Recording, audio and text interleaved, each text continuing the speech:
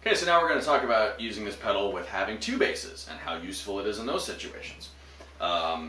What's really great is it has two separate inputs. It also has a tuner out, so you can have it running to a tuner the whole time, which is a trick I use when I'm playing fretless, where I basically leave my tuner on always, and on some of the longer notes I'll cheat and I'll look down and make sure I'm in tune, rather than just having the tuner on when you're bypassing the signal.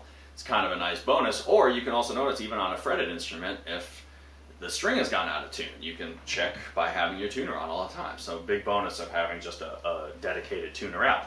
So what we're going to try to do now is where this is really helpful is balancing the levels and tones of two different basses.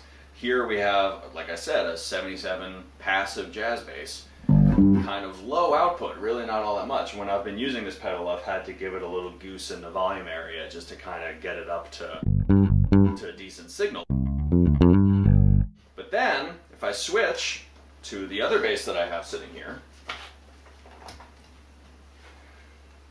which is a heavily modified P bass with EMG pickups and active, and it is suddenly way louder.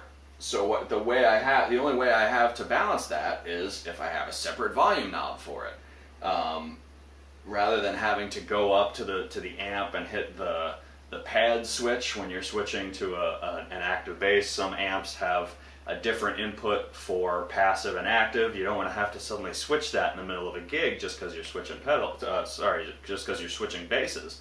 So you just switch channels and you set the volume on the second one a little bit lower.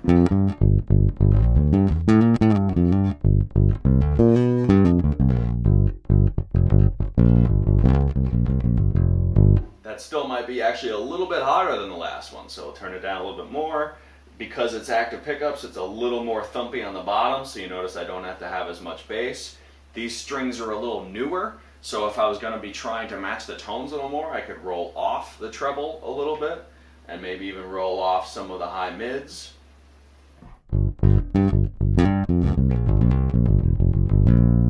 And so once again, not only do you have two great sounding preamp setups for two different basses, you're also once again helping your front of house guy who might not notice that you switched basses and hasn't adjusted your volume level, because now you did it for him.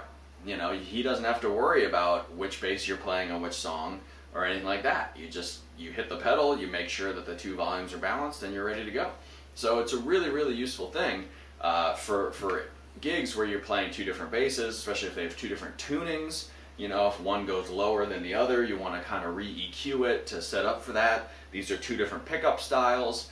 The obvious one is going from an active to a passive bass or vice versa. You have all these extra options here to help you kind of balance everything out, and it really is useful and helpful in a lot of ways. Plus, they all sound great. Within just a little bit of tweaking, you can find the exact tone that you're looking for whatever kind of bass you're using. So I highly recommend the pedal. You should check it out.